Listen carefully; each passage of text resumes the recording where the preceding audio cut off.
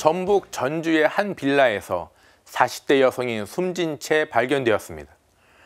한참 만에 발견된 부패한 시신 옆에는 의식을 잃은 아이도 있었습니다. 아이는 병원에서 깨어나자마자 울먹이며 엄마를 찾았다고 하지요. 발견이 늦었으면 아이의 운명 또한 어떻게 달라졌을지 모를 일이었습니다. 여성의 사인은 동맥경화였습니다. 하지만 여성과 아이의 운명을 가른 것은 생알고, 즉 가난이었습니다. 여성의 집에는 전기요금 등을 포함한 각종 공과금의 납부 독촉 고지서와 생활 쓰레기가 쌓여 있었습니다. 여성은 이웃들과 왕래가 거의 없었고 최근에는 특별한 벌이가 없었다고 합니다. 그래서 여성의 가정은 지난 7월 공과금이 3개월 연체되면 지정되는 위기 가구로 선정되었습니다.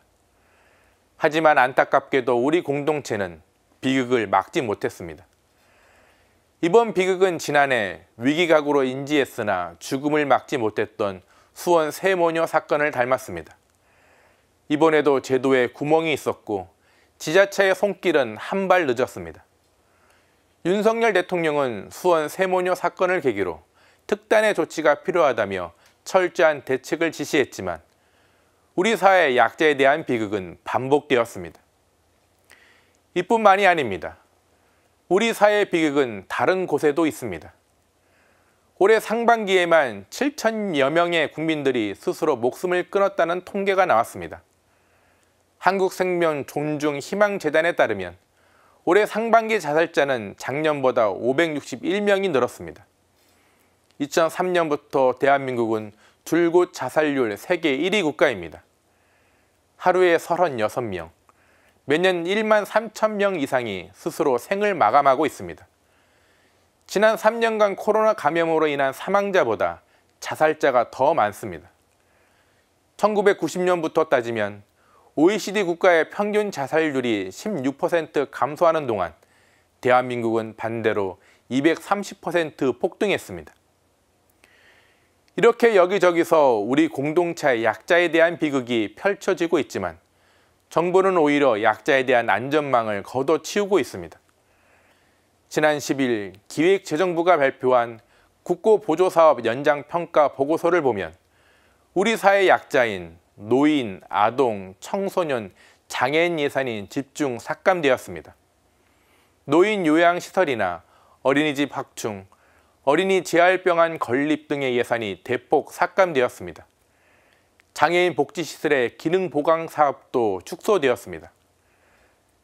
일명 부자 감세 등의 이유로 발생한 세수 부족을 복지 지출 축소로 메꾸고 있는 것입니다.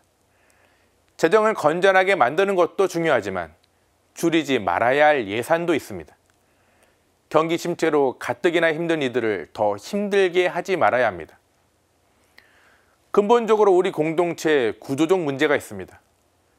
사람들은 지금 우리 공동체를 각자가 알아서 살아남아야 한다는 각자 도생의 사회라고 부릅니다.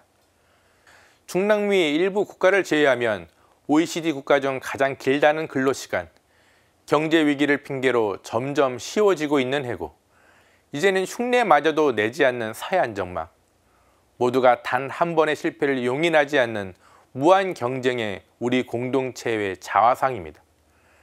그래서 밀려나면 끝장이라는 생각이 공동체에 팽배합니다.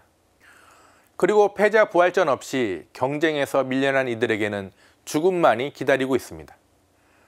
오늘 사제의 눈 제목은 각자 도생 대한민국입니다.